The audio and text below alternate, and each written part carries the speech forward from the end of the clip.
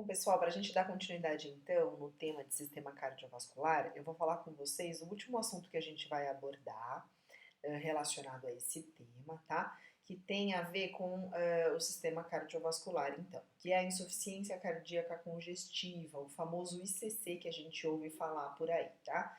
Então, por definição, ela é uma condição grave na qual a quantidade de sangue que o coração bombeia é pequeno, insuficiente, né, para suprir as necessidades do nosso organismo. Por isso que a gente fala que existe uma quantidade de sangue, que é o débito cardíaco, diminuído, né?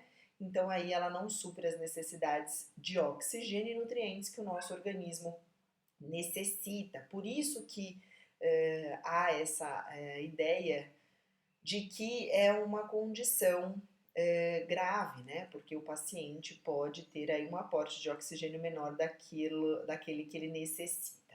As causas mais comuns elas ficam entre os idosos, né?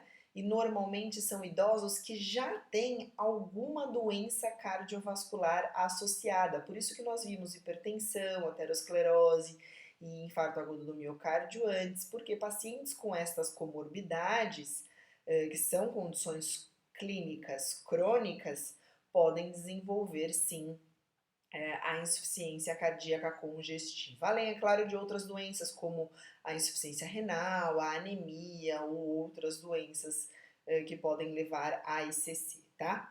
As manifestações clínicas que são os sintomas mais comuns são cansaço e fraqueza, então normalmente essas pessoas, ao mínimo esforço, demonstram muito cansaço e fraqueza. Por isso que é importante que a gente saiba de tudo isso, para que a gente entenda lá na clínica médica que uma pessoa com ICC não pode fazer esforço. E muitas vezes o caminhar ou um banho de aspersão é um esforço muito grande para um tipo de paciente desses. Então, a gente sabendo que a manifestação clínica, né, o sintoma desse paciente é esse, a gente já consegue programar o nosso cuidado de enfermagem, minimizando os problemas relacionados aí ao cansaço que o paciente pode ter, por exemplo, tá? Bom, existem, como vocês sabem, né, pela fisiologia do nosso coração, nós temos os músculos, né, o músculo cardíaco, mas nós temos as câmaras, que é a câmara direita, né, que são os ventrículos direito e o ventrículo esquerdo. Então, na verdade, o nosso coração, ele tem toda a parte do lado esquerdo e toda a parte do lado direito. A insuficiência cardíaca, ela se dá normalmente nos ventrículos. E aí eu tenho um ventrículo à esquerda e eu tenho um ventrículo à direita. Quando o médico faz um exame bem detalhado desse paciente e descobre que a insuficiência está do lado direito, o paciente ele tem edema, ele tem sintomas que são característicos desta parte. Ele vai ter muitas vezes edema nos pés, no tornozelo, edema abdominal e, consequentemente, um edema de fígado, tá? Então, quando o problema da ICC está do lado direito, o paciente tem estes sintomas. Quando o problema da ICC está do lado esquerdo, o acometimento dele é pulmonar, olha lá, ele começa a juntar líquido no pulmão, então ele faz edema pulmonar e ele causa aí uma dificuldade respiratória maior. Então, em ambas as ICCs, ele tem aí, ó, manifestações clínicas de cansaço e fraqueza, como eu falei aqui neste slide anterior. Porém, se a ICC for do lado esquerdo, consequentemente a dificuldade respiratória será mais intensa. Então, o paciente terá ainda mais dificuldade de respirar caso a ICC seja do lado esquerdo. E, gente, só para que vocês entendam exatamente o que é essa ICC, que eu falo que é do lado esquerdo ou do lado direito, a gente vai pensar aqui no coração como duas câmaras que batem, certo?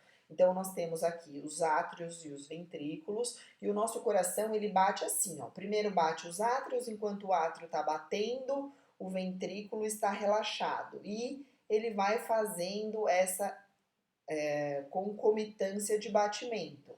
Enquanto o átrio está relaxado, os ventrículos estão contraídos, tá? Eu tô fazendo aqui como exemplo da minha mão, mas imagina que eu tenho 2 átrios em cima e 2 ventrículos aqui embaixo, tá? A insuficiência cardíaca congestiva, que é essa doença que nós estamos vendo aqui, ela faz com que o músculo do coração perca a força de batimento. Então, a hora que ele vai bater, que ele precisa ter aquela força para fazer a ejeção do sangue, né, para o nosso organismo, ele não tem esta força. Este músculo está desgastado e ele perde a força. Então, eu vou simular aqui uma batida forte, né? Imaginem que essa seja uma batida forte.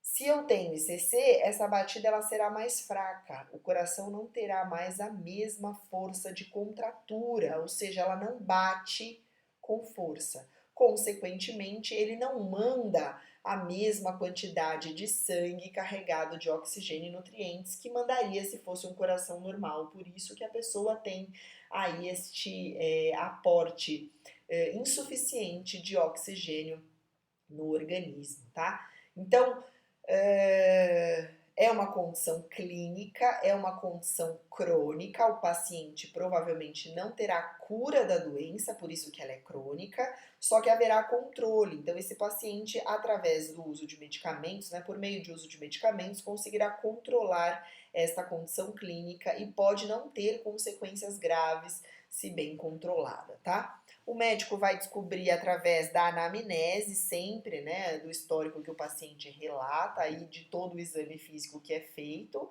e normalmente faz-se uma radiografia de tórax. Então, o raio-x do tórax consegue evidenciar rapidamente que o paciente tem ICC, porque quando o coração está com esta musculatura que eu falei para vocês aqui, né, ao contrário, está com esta musculatura fraca, ela fica hipertrofiada. O que é isso? Fica grande. O coração aumenta de tamanho. E não é porque ele é maior que ele tem mais força. Neste caso é o contrário.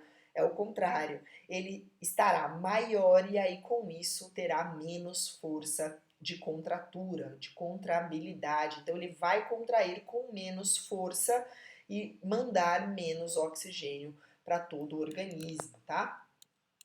Bom, e qual é o nosso cuidado de enfermagem ou os nossos cuidados de enfermagem relacionados aí então à ICC? Vamos lá, controlar a ingesta e a excreta de 2 em 2 horas. Então veja, aqui a gente vai fazer um controle que a enfermagem faz com bastante frequência na unidade de terapia intensiva, nas UTIs.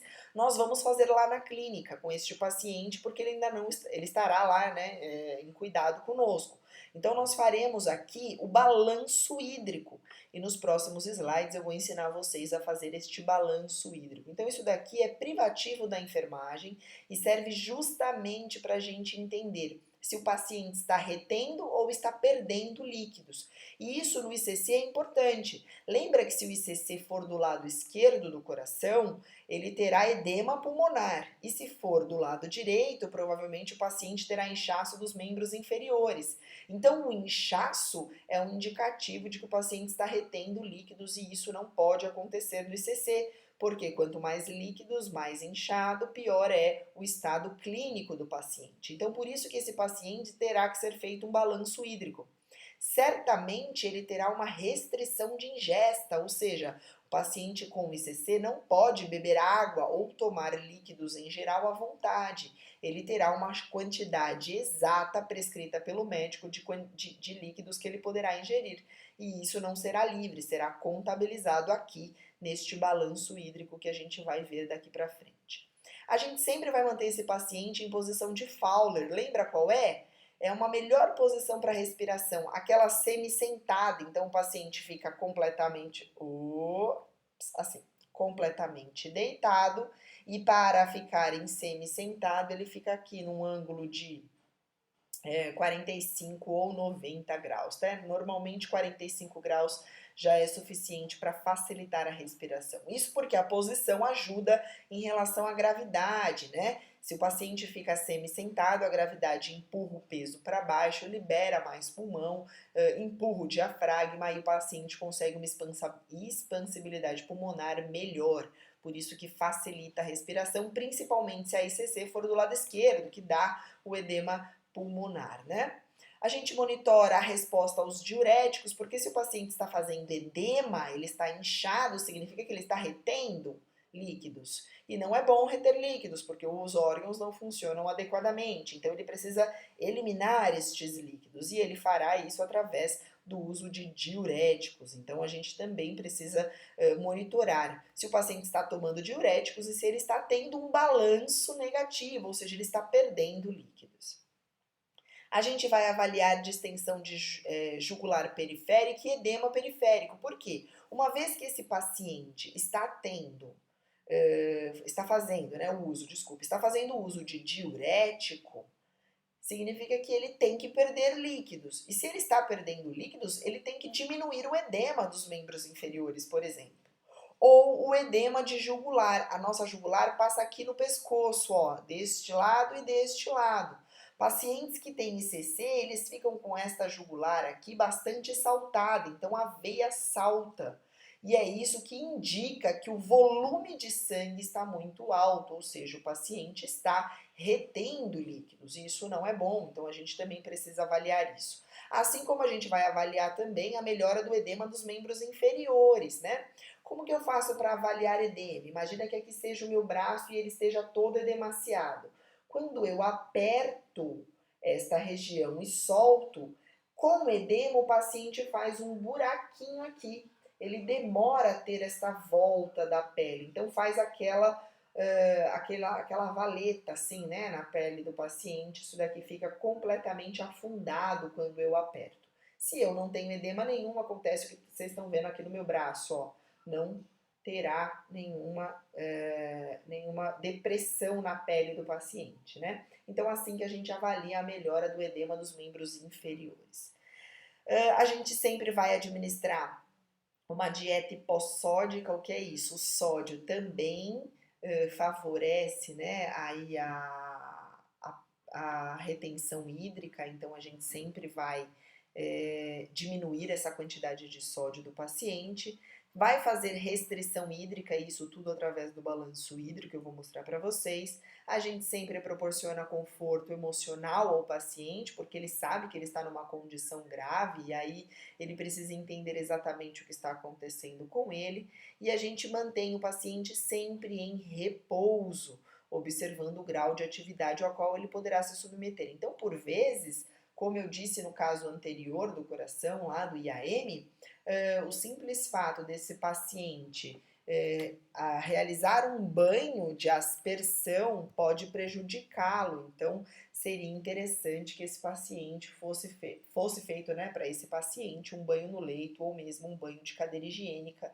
levando ele ao menor esforço possível, tá?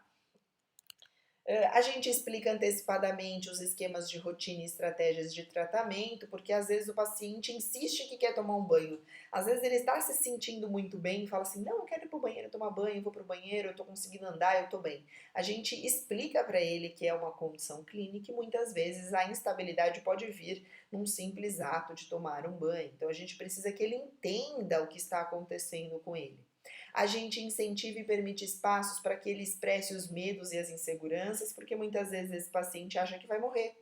Ele acha que ele não tem mais jeito, ele acha que ele precisa ver a família pela última vez e nem sempre é um caso tão grave assim, né? Então a gente precisa deixar claro para ele tudo o que acontece com o tratamento. A gente promove um ambiente calmo e tranquilo, afinal o coração dele não está no seu melhor momento, então qualquer alteração de frequência, por exemplo, por uma emoção forte ou por um estresse, poderia piorar ainda mais o seu caso, né?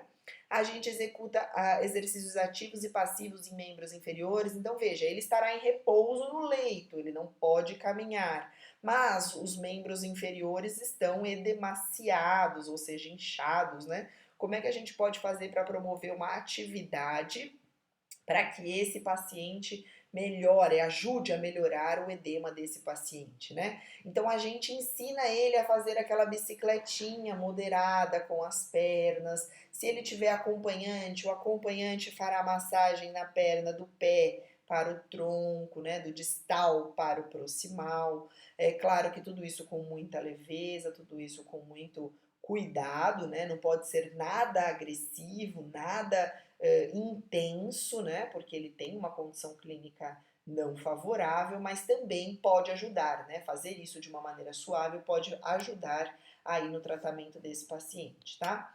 Todo paciente com ICC ele deverá ser pesado diariamente, porque a gente, através do peso, consegue também controlar a sua condição clínica. Se ele ganha 3, 4 quilos de um dia para o outro, significa que ele está retendo líquidos. E se ele perde demais, significa também que ele está perdendo muito líquido. E isso aí pode ser prejudicial para o coração. Imaginem assim, ó, o coração está acostumado a ter uma quantidade X de líquido. Se ela aumenta muito ou se ela diminui muito, instabiliza o que o coração já acostumou a fazer e isso não é favorável para a clínica do paciente.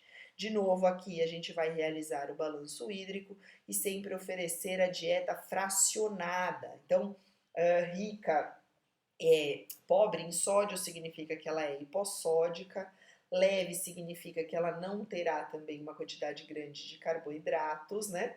E fracionada significa que ao invés de comer somente 3 vezes ao dia, isso será dividido em mais vezes, tá? A gente ainda anota e comunica as alterações intestinais, porque elas também serão favoráveis na contagem hídrica desse paciente. A gente administra medicamentos conforme prescrição médica e transmite segurança nas atividades, tá?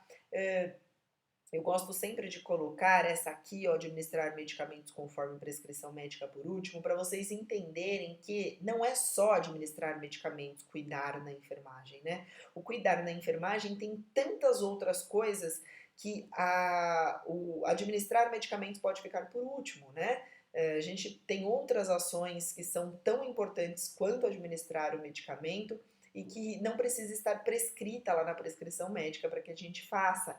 Tudo isso vai de acordo com o nosso conhecimento e a clínica que o paciente está apresentando, tá? Em relação ao medicamento, um paciente com ICC, ele tomará uma classe de medicamentos denominada de digitálicos, que são esses medicamentos aqui. Vocês devem ter visto eles lá em farmacologia. Os digitálicos, eles favorecem a força do coração. Eles aumentam a força do coração. E existe um cuidado bastante importante relacionado aos digitálicos, que é a verificação da frequência cardíaca do paciente antes da administração. Se porventura a frequência cardíaca estiver menor do que 60 batimentos por minuto, a gente não pode administrar o digitálico e a gente deve comunicar o médico. Por quê? Um dos efeitos do digitálico é diminuição da frequência cardíaca do paciente. Ele aumenta a força do coração, mas consequentemente ele diminui a frequência. Se a frequência já estiver BRAD, ou seja, se o paciente estiver com a frequência menor do que 60, a gente pode levar o paciente a uma parada cardíaca, porque vai diminuir mais ainda. Então, a gente não pode administrar esse digitálico sem verificar a frequência cardíaca do paciente, tá? E existem outros sintomas também que são comuns, não são comuns, desculpa, que podem acontecer e que a gente não gostaria que eles acontecessem, que está relacionada à intoxicação digitálica. Às vezes, a dose que o médico prescreve para esse paciente não suporta bem, e aí ele se intoxica, né? E aí ele pode apresentar arritmias, anorexia, o que é a falta de apetite, vômitos, bradicardia severa, cefaleia, algum mal-estar ou alterações de comportamento. Então, se o paciente não apresentava nada disso durante o tratamento e de repente, com uma semana de digitálico, ele começa a apresentar estes sintomas, isso pode fazer a gente entender que ele está sofrendo como uma intoxicação digitálica. E aí a gente observa, relata a enfermeira relata ao médico e esse medicamento pode ser suspenso por consequência de todos esses sintomas aí, né? A gente sempre vai oferecer esse medicamento pela manhã ou conforme a prescrição médica, mas normalmente o médico já deixa prescrito de manhã. Mais uma vez, administrando esse medicamento, a gente precisa fazer o balanço hídrico. A gente pesa também os pacientes, como eu já disse. A gente observa sinais de fraqueza, mal-estar e cãibras. Isso porque ele também estará associado aqui ao diurético e às vezes o excesso, né? A perda em excesso de líquido pode provocar esses sintomas aqui. E a gente também estimula a ingestão de alimentos que são naturalmente ricos em potássio, porque isso vai fazer a bomba do coração funcionar com mais eficiência. Seria laranja, limão, tomate, desde que não haja contraindicação. Então, isso a gente pode ser conversado com o médico e perguntar se é possível a gente orientar o paciente em relação à ingesta de alimentos ricos em potássio. Se tiver liberado, a gente faz essa orientação para que quando o paciente vá para casa, ele já saiba quais são os alimentos que mais farão bem aí para que ele ingira, né, no seu dia a dia. Chegamos ao fatídico balanço hídrico. Às vezes o aluno tem bastante dificuldade em relação a ele, mas nada mais é do que uma conta matemática. Vocês vão ver que é super fácil de fazer e que é de extrema importância que seja feito, porque isso ajuda muito no tratamento do paciente, tá? Então, o balanço hídrico nada mais é do que o controle de líquidos administrados e eliminados durante um período determinado de tempo. Então, normalmente o balanço hídrico no paciente é feito a cada 24 horas, ou seja, vocês vão ouvir o termo, nós fechamos o balanço em 24 horas, o que significa que a gente quer saber se em 24 horas o paciente perdeu ou ganhou líquidos. Se ele ganhou, significa que ele reteve. Se ele está retendo, no caso de um ICC, por exemplo, ele pode estar mais inchado. E se ele perdeu, no caso do ICC também, dependendo da quantidade que ele perdeu, isso também pode ser prejudicial, a gente pode estar forçando demais o coração. Então, por isso que é importante a gente encontrar esse equilíbrio aí. Lembrando que no ICC o paciente nunca vai ter ingesta hídrica liberada, tá? Isso é muito importante porque eu não posso deixar em hipótese alguma a garrafa de água no quarto de um paciente com ICC. A não ser que aquela garrafa tenha exatamente a quantidade de líquido prescrita pelo médico em 24 horas, tá? Porque dá sede, o paciente vai beber mesmo e ele não pode, ele tem uma restrição, ele tem uma quantidade exata para ingerir de líquido recomendada pelo médico, tá? Então, para fazer o balanço, a gente vai computar os ganhos, ou seja, as ingestas, e as perdas, ou seja, as eliminações, tá? Falar ganhos ou ingesta dá na mesma, falar perdas ou eliminações também dá na mesma.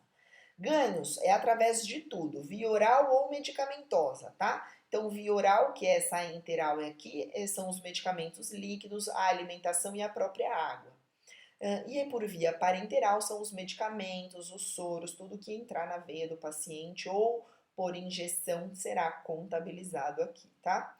E as perdas vêm através da diurese principalmente, mas também através das evacuações, dos vômitos, de drenos, pela própria sudorese do paciente ou por espirros através do pulmão ou de dreno de tórax que tem aqui também, vem as eliminações pelo pulmão, tá?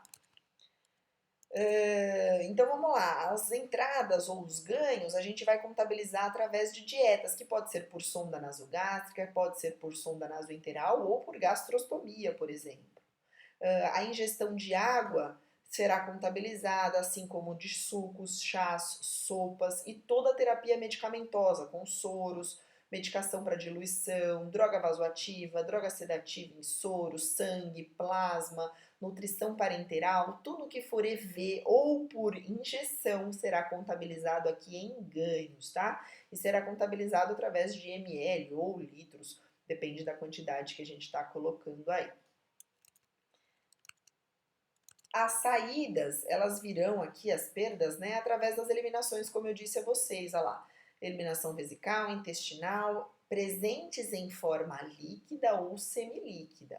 Então, a eliminação vesical é bem fácil, né, porque se o paciente faz espontâneo, a gente pede para ele fazer na comadre ou no papagaio e a gente contabiliza isso em ml. Se ele está fazendo em fralda, a gente pesa a fralda e aí a gente vai ter um valor em miligramagem que também vai ser computado aqui. Se através de sonda, mais fácil ainda, porque a bolsa da sonda tem lá a sua graduação que a gente consegue ver e contabilizar a perda do paciente através da sonda, né, da eliminação vesical. Se é intestinal, a gente vai contabilizar somente se for um caso de diarreia líquida ou pastosa, e aí não tem outro jeito. Se for líquida, a gente até consegue contabilizar em ml através de uma comadre ou de um papagaio, tá? Agora, normalmente, quando o paciente está com diarreia, a gente pesa, porque ele fará essa eliminação em fralda, tá? Dificilmente um paciente que deambula vai ter uma condição assim tão crítica que a gente necessite contabilizar, inclusive, as fezes líquidas, tá? Vômito também não tem jeito, tem que ser através de saquinhos, né? E aí vai ser em ml, a gente vai medir isso em ml numa comadre ou no papagaio. Eu tô falando comadre ou papagaio porque dependendo da marca da comadre ou do papagaio, eles têm a graduação neles, a gente consegue virar como se fosse um cálice graduado, tá? E aí a gente consegue medir. Talvez não seja a realidade, pessoal, lá do Mandaki, porque lá, pela última vez que eu soube, eles tinham comadres e papagaios de metal e aí não é possível contabilizar porque eles não têm graduação. Neste caso, como que vocês fazem? Ou a gente faz uma estimativa ou vai atrás desse cálice graduado que eu falei para vocês, que é uma caneca, e nesta caneca, sabe aquelas canecas de medidor de bolo? É exatamente assim, aqueles medidores de ml, né? É uma caneca que você coloca o conteúdo lá dentro e consegue através do lado de fora, né? Ela é transparente, consegue ver a graduação. Então lá no Mandaki eu sei que tem essas canecas graduadas, né? Que são os cálices graduados, mas que pelo papagaio e pela comadre talvez não seja possível vocês medirem não, tá?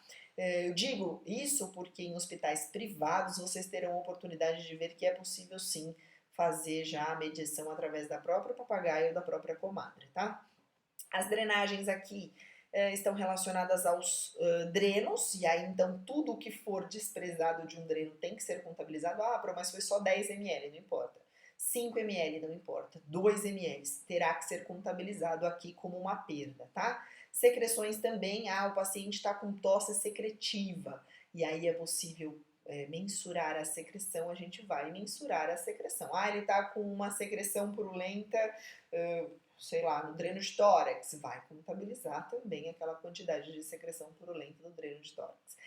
E a sudorese é um pouco mais complexo de ser mensurado e a gente só vai fazê-lo aqui se o paciente realmente estiver em sudorese intensa, tá? Se for aquele paciente que está muitas vezes por um quadro infeccioso associado, fazendo febre, e aí ele vai suar pra caramba a ponto de molhar, né?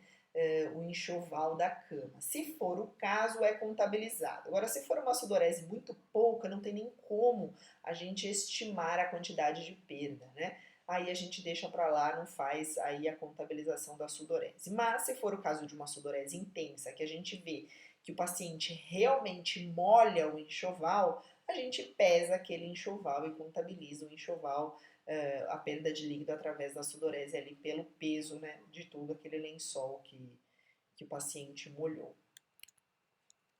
Bom, então quais são os possíveis resultados de um balanço hídrico? Olha lá, 0 significa que o paciente nem perdeu, nem ganhou nada. Aqui tem um eu, mas está escrito errado, aqui é que, tá? Vocês me desculpem a digitação aí. Então, 0 significa que o paciente nem perdeu, nem ganhou. Se eu tiver qualquer valor positivo, significa que o paciente reteve líquidos. Se eu tiver qualquer resultado negativo, significa que o paciente perdeu líquidos, né? Então, há um exemplo aí para vocês, ó. O paciente recebeu 1.500 ml entre dieta e medicações e eliminou 900 ml entre diurese e outras drenagens. Qual que é o balanço?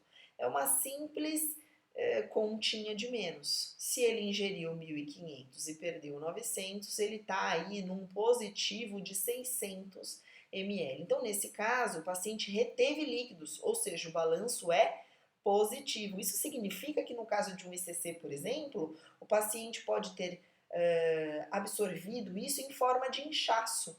Então, às vezes, ele está com os membros inferiores bastante edemaciados, ou o próprio corpo, sei lá, de uma maneira geral, edemaciado, por conta dessa retenção hídrica que ele fez. Eu vou deixar para vocês esse daqui como exemplo, e eu vou deixar um vídeo que eu achei na internet, no YouTube, que explica exatamente como é que faz o balanço hídrico, tá? Porque existe uma folha de impresso próprio que a gente vai colocando todas as perdas e todos os ganhos relacionados a isso. E lá no nosso exercício lá da plataforma que vocês têm que responder, eu vou deixar essa folha para que vocês façam aí o preenchimento dela e façam o resultado dela para que vocês pratiquem o balanço hídrico, porque é sim uma questão de prova que vocês vão ter que fazer aí provavelmente na nossa primeira prova, tá? Qualquer dúvida vocês depois tirem comigo através do fórum ou através do chat, e aí a gente vai tentando alinhar as dúvidas em relação ao balanço hídrico, tá? Aqui no último slide eu coloquei para vocês todas as terminologias que nós vimos durante as nossas aulas do sistema cardiovascular, e é importante que vocês comecem a gravar estes nomes para que a gente chame eles com segurança, que a gente use esses nomes com segurança. Então lá, biossegurança, homeostasia, infecções, inflamações, isquemias, hemorragias, RAS, DM, DLP, DPOC, metabólitos, trombos, aterosclerose, MSE, que é membro superior esquerdo, FC, FR, PANI, aqui para quem não sabe é pressão arterial não invasiva, que é simplesmente a medição da PA, ECG, IR, IM, vertigem, anorexia e BH. É importante que vocês saibam, então, o que eu sugiro, que vocês coloquem isso no caderno e escrevam o significado na frente, porque isso cai em prova. Então, para vocês é bastante importante saber todas essas siglas, certo? Com essa doença, a gente finaliza o sistema cardiovascular e a gente entra na próxima aula aqui, ó, no sistema respiratório. Lá na plataforma eu vou deixar a indicação das páginas do livro, quem tiver o livro acompanha, quem não tiver não se preocupe, quem não tiver consegue acompanhar somente por esses slides e esses vídeos que eu estou disponibilizando aqui. Certo, pessoal? A gente se vê na próxima aula.